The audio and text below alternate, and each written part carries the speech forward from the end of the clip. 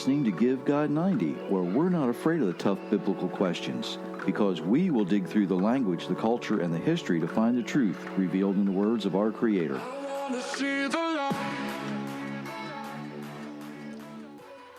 Happy Monday, everyone. Thank you for letting us spend some time with you today. I am being carefully monitored and supervised. Yes, you are. Good morning, everyone. Thanks for joining us. If you haven't been to GiveGod90.com lately or AuthorJerryMitchell.com lately, you might want to check them out. If you like what you hear, share, like, all those good things. Just make it easier for people to find us. All kinds of weird stuff going on in the world today. Of course, the news this morning is filled with the president pardoning his son. If you happen to live in another country, that's not something that's typically done. And all I'm going to say about it is, I guess we know what the word of Biden means, as he was so prevalent in saying in his bid for election last time. So, what else is going on? Oh, you know what? We're not going to worry about what's going on in the world. What we're trying to do here is give you some accurate information so you can make wise decisions and choices, how to live the way your Creator designed you to live, right? And last week, what are you looking at? Nothing? Okay. Last week, a lot of countries, along with the United States, celebrated Thanksgiving. And while it has changed over the years in the United States, believe it or not, some of the other nations that observe it, it hasn't changed that much. I thought that was kind of interesting as I was looking at that. There's something I've been noticing, though, in the United States over the past several years, and it's actually becoming more prevalent, and that's in the way that Thanksgiving is misunderstood in the United States. We just don't realize what it is, what it was. I began to look at some things, and I found it's not something unique to the United States when traditions and legends evolve and change. Just about every nation around the world suffers from the same problem to some extent. We, forget our history and we allow our traditions, our legends to influence our culture. And that's not always a good thing, right? There is a passage in the Bible that addresses this, and it should be familiar to you. And if it's not, hopefully it will be. Okay? So if you want to read that. Hear, O Israel, Jehovah is our God. Jehovah is one. You shall love Jehovah your God with all your heart and with all your soul and with all your might. These words which I am commanding you today shall be on your heart. You shall teach them diligently to your sons, and shall speak of them when you sit in your house, and when you walk by the way, and when you lie down, and when you rise up. You shall bind them as a sign on your hand, and they shall be as frontlet bands between your eyes. You shall write them on the doorposts of your house and on your gates. Deuteronomy chapter 6, verse 4 through 9. Now, this is often the first passage that many Jewish people learn today. Young Jewish people growing up, this is, the first thing they're going to learn. They don't say it exactly the way it's written here, but it's known as the Shema. Shema Yisrael, Adonai Eloheinu, Adonai Echad. And it goes on from there. The thing is, it has more to do than just learning the commands. It has to do with remembering history, right? How does the Bible begin? In the beginning, God, right? History, his story. It only works in English, by the way. This passage refers to much more than the rules and regulations. There's more to it than that. It includes history. When you get through what's commonly referred to as a Shema, verses 4 through 9, it goes on. Listen to how it begins to continue, I guess is the best way to say that. Then it will be, when Jehovah your God brings you into the land which he swore to your fathers, to Abraham, to Isaac, and to Jacob, to give you great and good cities which you did not build, and houses full of good things which you did not fill, and hewn casterns which you did not dig, vineyards and olive trees which you did not plant, and you will eat and be satisfied. Deuteronomy chapter 6, verse 10 and 11. See, Moses reminds the people of a promise that was made a long, long time ago. He doesn't start with the commandments. He starts with history. He's saying to them, remember the history. Remember his story. Because contained in his story are the instructions for us to have a long, healthy, productive, and joyful life. But what happens when we forget history? Well, we wind up with the legends. We wind up with the traditions that corrupt history into something that it was not. Now, if we apply that to what was just read, what happens when we forget his story? We wind up with traditions and legends that corrupt what the Creator spoke, right? I'm going to use an example here. And the example I'm going to use is the way Thanksgiving is considered in the United States. It should be fresh on our minds. It was just last week, right?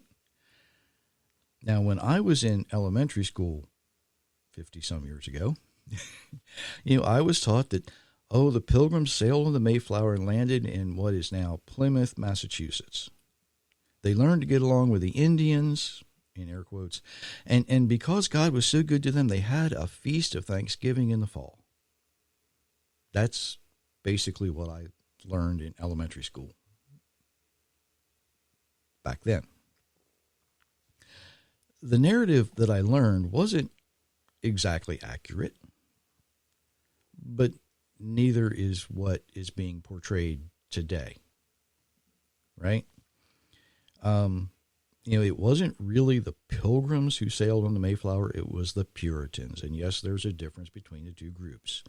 The Puritans are far more conservative, meaning they wanted to protect the original history and the original lessons that are contained in the Bible, where the Pilgrims were more liberal in their interpretation. They allowed more modern version. If you can consider 1620s modern at that time, I guess it was. But you know what I mean, right? They allowed for the more modern interpretations, kind of like people are doing today. Now, prior to the Puritans' arrival, the Wampanoag tribe had suffered a tremendous loss of people through disease. It was what they called the Great Dying. But it was most likely not the English that brought that disease to the Wampanoag, but the Spanish. Think about that. In the winter of 1616 and 1617, an expedition dispatched by Sir Fernando Jorge found a region that was devastated by war and disease, and the remaining people were sore afflicted with the plague. For that country was in a manner left void of inhabitants. Now that's according to the website Mayflower 400. So prior to the Puritans' arrival, there was war between the tribes.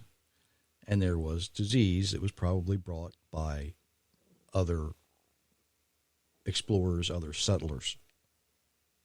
So does that not sound like the story you've heard in the past? Maybe the story you've heard now?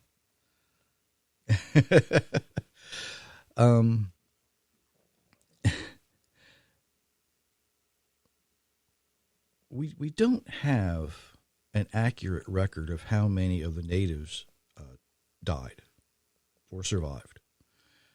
But we do know there were far more Indians than the 108 or so Puritans that got off of the Mayflower and stayed in the New World, so-called New World.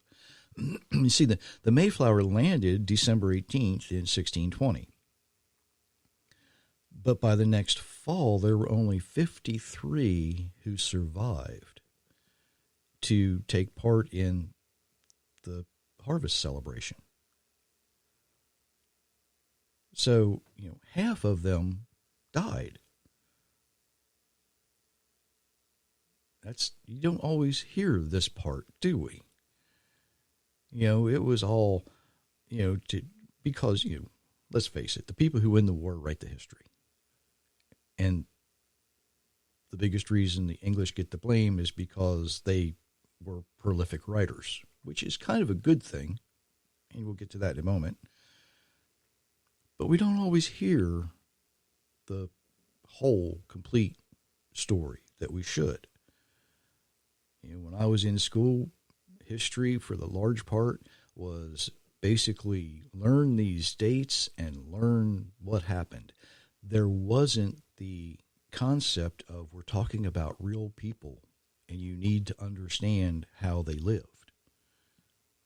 You see, if you put it in the context of these are real people we're talking about, then the things that happened and the dates begin to matter more. History is far more than just a list of dates and places. It's a story about people and how we lived and died and did the things we did. The thing is, the first Thanksgiving was actually not in what is now Plymouth, Massachusetts, in 1621.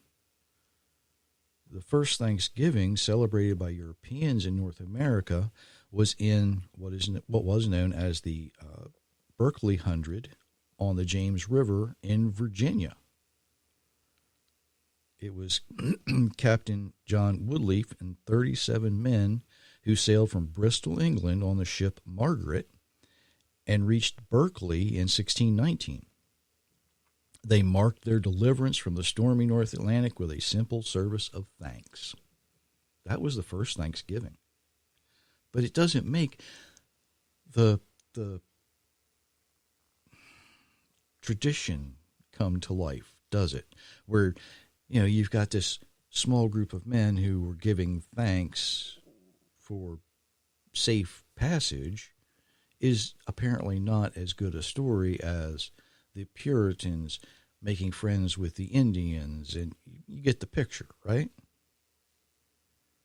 The strange thing is, the Puritans never used the word Thanksgiving in any of their writings. Now today, because of tradition and legend, there are people who celebrate Thanksgiving without knowing the real history.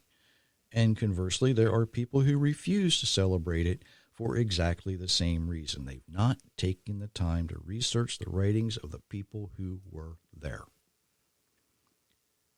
And today we have certain Native Americans, typically from more Western nations, who attempt to portray this Thanksgiving in New England as something bad because, it led to the genocide of the people.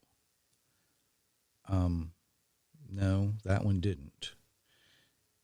That one didn't. If you want to know what really led to the genocide of the people, you have to look at a nation other than England.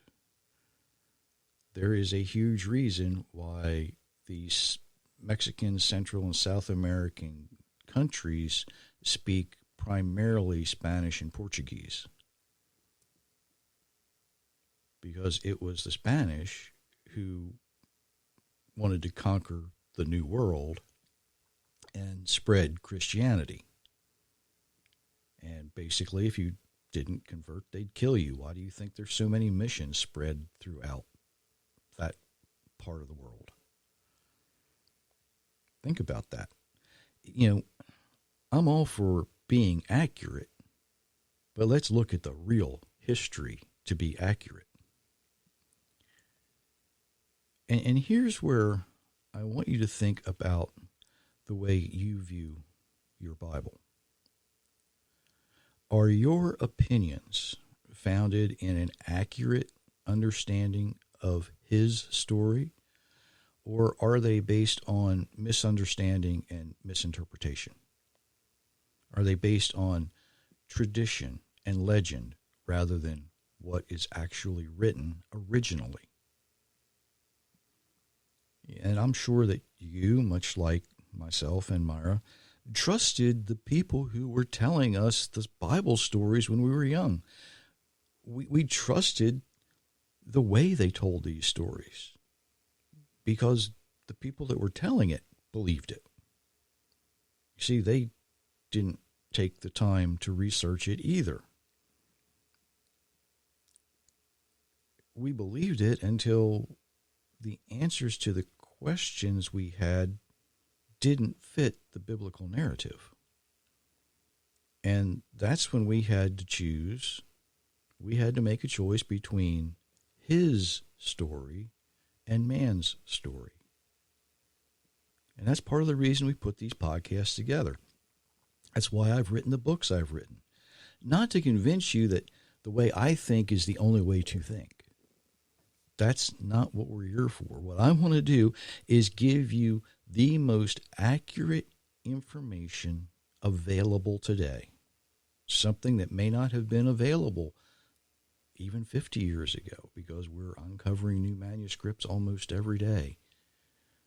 We're seeing new comparisons between the oldest manuscripts we have almost every day. We have the answers to the questions that many people are asking. You need to have that information so that you can make the right choice for you. Now, I can't imagine how many other people outside of the United States have traditions and legends that have affected their history, much like Thanksgiving affects the history of the United States. You see, a corrupted history of a nation or a culture is bad enough. It can cause conflict, right? But look at the way we've corrupted the sacred word of the Creator. We try to add or remove. We add things, we take things away. Oh, I don't like that verse, so I'm just going to take it out. Well, what he really meant to write was this, so I'll add it in. And we see that primarily in the New Testament writings, because the Old Testament writings were more carefully copied. There are some places where it's not exactly the same in all the manuscripts. I can't remember exactly where it's at. I think it's in Chronicles, possibly. Don't quote me on that. But there's one place in particular where they use the word Lord in one manuscript, and in the other one, it's actually the Tetragrammaton, Yod-Heh-Vav-Heh for Yehovah. But it doesn't change the meaning of the context of what it's saying. It doesn't change anything. There's places in the New Testament it does. Acts 21 comes to mind. There's things that are in some translations because of what they're founded on, and they're not in other translations because they're based on different manuscripts. And you have to look at all of them to figure out which is right, which is closest to the original. And this is the reason I think that Deuteronomy 6, verses 4 all the way through 25, may be the most important passage in the entire Bible. Now, that's a pretty bold statement, isn't it? Out of the entire Bible, the most important passage we have tells us to remember his story. Not only does it tell us to remember his story,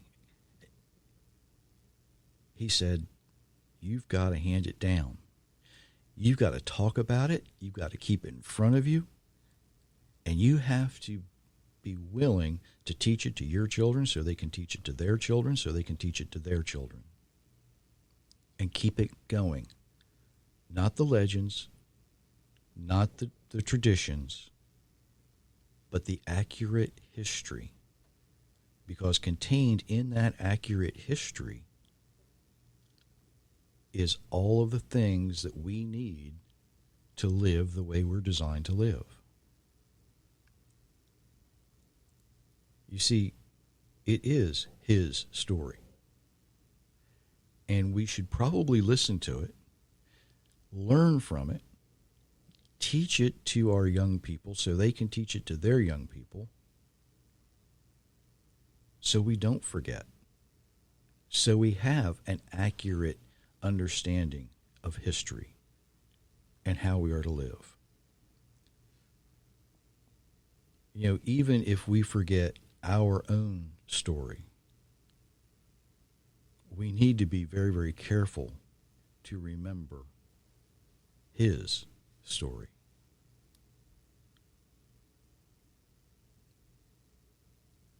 Something to think about until Thursday. Until Thursday. And as we, I don't want to say countdown. That's not the right thing. As we prepare to not be able to do this live much longer, like at the end of the month, need to figure out how I'm going to adjust to that. So just bear with us. We'll figure something out. Yes, we will. I don't know what it's going to look like yet, but we'll find out. Or at least sound like, even if it's not look like. There you go. So until Thursday, we do wish you many, many blessings, everyone. be blessed all.